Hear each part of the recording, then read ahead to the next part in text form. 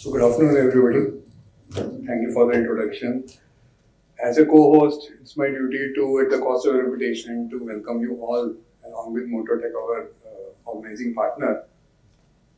And about the theme itself, I would like to start off with the core underlying theme of India, which is Viksit Bharat 2047, which we keep hearing in various forums.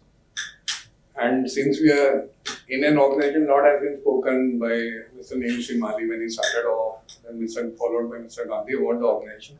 Before I get into the theme, I'll just give you a big background about International Automotive Center of Excellence. I can see some of familiar faces. Apologies for the repetition. So we are a joint venture between Government of Gujarat and Maruti Suzuki.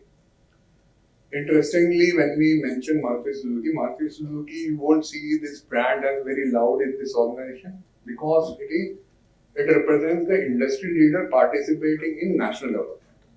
So we are looking at a lot of initiatives, in fact I'll cover some of them during my speech, wherein we support the entire ecosystem. The underlying theme for Maruti Suzuki in this entity is, if we develop India, automatically Maruti Suzuki will also get benefited as an industry leader. So when we are looking at India's development, we are looking at a theme of Viksit Bharat 2047. We would look at various industry leaders participating in that format. And aptly so, call for local can't be a better theme than this, because auto per se, which is almost 8 to 9% of India's GDP, is one of the SKU, or as we call it, which is B2C for India. So we produce the vehicle and sell it globally. There are a lot of manufacturers. Thanks to the demanding customers that we have, cost-conscious customers, we have to deliver the best value for money in Indian market. Hence, globally competent products are getting produced. More so, like Mr. Gandhi mentioned, we are the third largest market. So global players are also setting base in India. Also, economy of scale does not permit viability for many of the manufacturers not to sell in India now. Hence, plus it can't be a better time to think inwards, because I don't know what side of the bed Mr. Trump would wake up tomorrow. So if that happens and there are some other supply chain disruption, then we need to get back to drawing board and start building up again something. So there is a lot to look inward. And now when we look at academia per se, we already know that almost 8 to 9% of India's GDP is auto. But can we think of one bright college, Apex College for automotive education that can do justice to the ever-changing technology that's already there? Mr. Gandhi did mention about a lot of supply chain disruption, a lot of technology like EV, HV, ADAS and all coming into place. Which of the college you think at the back of the mind that comes to your mind can do justice to the newer technologies? So the time has come when organizations like ours synergize with industry level R&D to produce courses before the product. We sync. It's like two axes getting merged at the time when we want the product. A product in educational space and a product that is bought by a customer is no different. Because no product in the newer age, like Mr. Gandhi briefly mentioned about software-defined product. So if somebody asks you, what is common between Netflix and let's say the new age car? So somebody who might come back to you saying subscription, which was not the case maybe 1 year back. So that subscription is the new age technology that would define the car that you drive. There were no times earlier wherein mobile makers were getting into manufacturing of cars, unmanned vehicles being used for production ecosystem. So that is the level of technology disruption that's happening.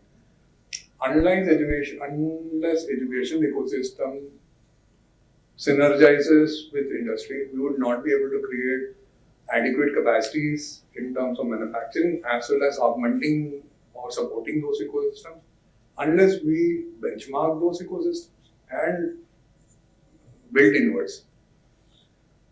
So this was originally brainchild of our Honorable Prime Minister, Mr. Narendra Modi, when he was Chief Minister here. So he wanted an entity to work for Gujarat ecosystem, and I'm glad to hear it from the industry Joint Commissioner, Mr. Neil Shimali, that some of the best practices that we have been able to bring to the table are also guiding light to many of the other states also in a good to great practice that they keep sharing with other states. And there are a lot of other states also looking to emulate some of these good practices, and we are spreading our knowledge upwards. Now, the intent was to support industrial ecosystem in Gujarat. Now, how do we do that when we look at meaningful contribution? We produce almost 15 lakh engineers every year. And the premier institutions like IITs and IITs and almost 1 lakh all the produce. We also bring in some of the bridge courses, or how I would term it as steroid capsules for upgrade of this ecosystem, which can be given into educational ecosystem, which brings them to the current level of readiness for the manufacturing themes. Also, we are a nodal institution which incubates startup. Any point of time, we work with 25 to 30 startups any point of time. These startups are also solution providers that can be dovetailed into the current manufacturing ecosystem, provide solutions.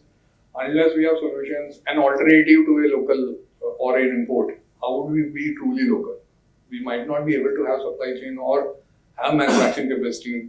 Between that also there must be some understanding that is required, or repair facilities that are required.